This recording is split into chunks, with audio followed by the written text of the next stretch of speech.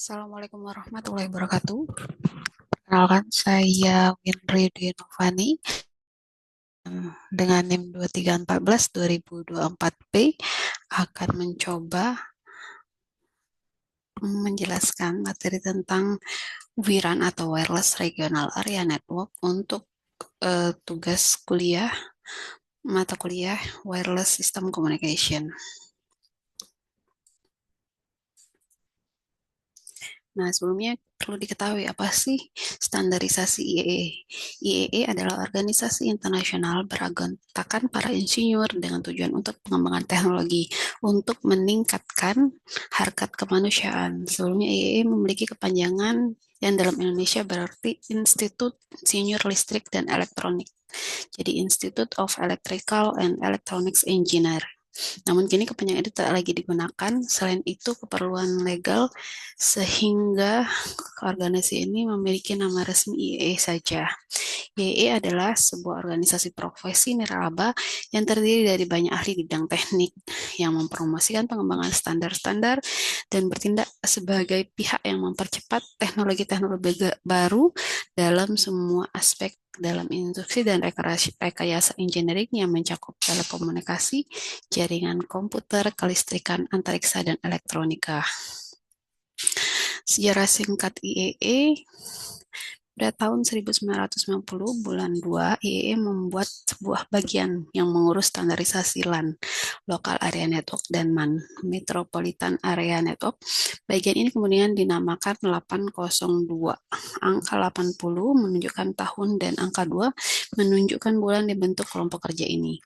Nah, berikut adalah contoh unit kerja dalam bidang yang ditangani oleh IEE. 802.1 untuk Higher Layer LAN Protocol Working Group, 802.3 untuk Ethernet Working Group, 802.11 untuk Wireless LAN Working Group, 802.15 untuk Wireless Personal Area Network atau WIPAN Working Group, 802.16 untuk Broadband Wireless Access Working Group, 802.17 untuk Resilient Packet Ring Working Group, 802.18 untuk Radio Regulator TAG, 802.19 untuk Coexistence TAG, 802.20 untuk Mobile Broadband Wireless Access atau MBWA Working Group, 802.21 untuk Media Independent Handoff Working Group, dan 802.22 itu untuk Wireless Regional Area Network. Nah, apa sih Wireless Regional Area Network?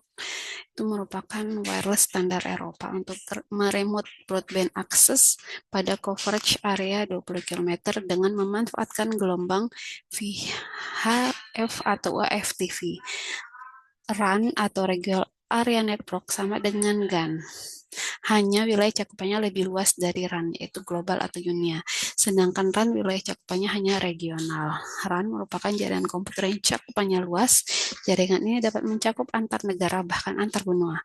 RAN ini adalah gabungan dari LAN, MAN, atau WAN, di mana LAN, MAN, atau WAN. Jadi, jika ketiga jaringan itu dihubungkan menjadi satu, mencakup suatu regional, maka akan membentuk suatu jaringan bernama Regional Area Network atau RAN seperti regional Asia, USA, Eropa, Afrika, dan lain-lain. Nah, contoh RAN. Contoh RAN itu adalah contohnya server Asia pada game online.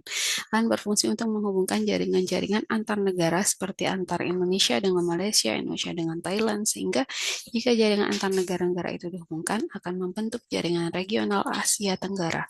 RAN biasanya menggunakan teknologi wireless atau yang biasanya disebut WIRAN. WIRAN menggunakan standar IEEE 802.22. Pada bulan Oktober 2004, Komite IEEE 802 telah mendirikan kelompok kerja IEEE 802.22. Ini mengembangkan persyaratan fungsional untuk point-to-multipoint interoperable antarmuka udara PHYN dan MAC. Standar ini berlaku untuk spektrum saat layanan siaran TV untuk menerangkan CR berbasis wireless regional area atau WIRAN. IEEE 802.22 itu dirancang untuk beroperasi di band siaran TV, sambil memastikan bahwa tidak ada gangguan yang membahayakan disebabkan oleh operasi yang berkuasa. TV digital dan siaran TV analog dan daya rendah, perangkat berlisensi seperti mikrofon, nirkabel. Standar ini diharapkan akan selesai pada KIS kuartal 1 2010, namun akhirnya diterbitkan pada Juli 2011. IEE 80222 WG adalah kelompok kerja IEE 2802 Komite Standar LAN MAN yang disewa untuk menulis standar 802.22. 802.22 kelompok tugasnya TG1 dan TG2 ditulis 802.221 dan 802.22.2 masing-masing. Nah, sistem yang diimplementasikan pada PHY dan MAC lapisan, dan setidaknya satu pengguna berkomunikasi dengan base station melalui PMP antarmuka udara air cable. Radio PMP bertujuan untuk menggunakan TV frekuensi via AF atau AHEP. Wiran sendiri harus memiliki setidaknya satu base station atau pelanggan primer equipment. Base station bekerja pada dalam modus PMP. Ini menggunakan antena uni dan sektor dibentuk atau adaptif antena array untuk mengirimkan sinyal downlink atau CPE.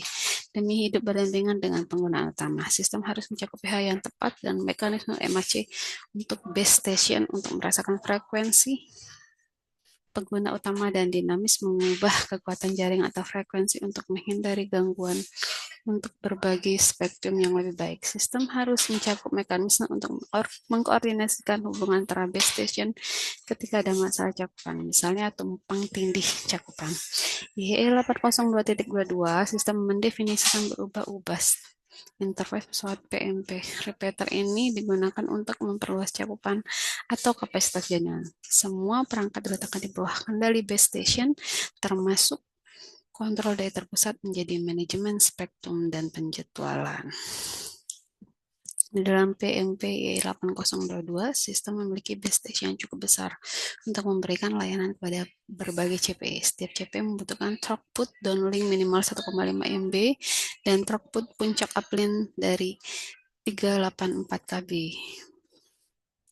Efisiensi spektrum adalah indeks kinerja yang penting 0,5 bit per detik di EE 802 sistem. Jika cukup dirancang, setiap CPE pada links transmission yang mungkin dapat berkomunikasi dengan efisien spektrum maksimum dibandingkan dengan siap pakai EE standar.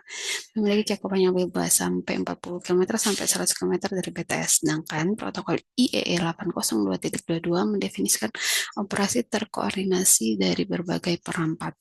Interaksi protokol ada di setiap barisan tunggal di protokol IEE 802.22 MAC dan PHY protokol yang sama untuk semua layanan dukung. Tujuan utama dari lapisan MAC adalah untuk berbagi sumber daya nirkabel channel. Protokol MAC mendefinisikan bagaimana dan kapan untuk menginisiasi transmisi pada saluran. Sebagai CPI harus bersaing untuk kapasitas satu atau lebih BTS. Protokol MAC harus mengelola kompetisi dan mengalokasi sumber daya secara efektif. Lapisan PHY dapat dibagi menjadi supplier konvergasi dan menengah DPN PMB, supplier fisik. Supplier PMD mengambil bagian utama dari lapisan PHY.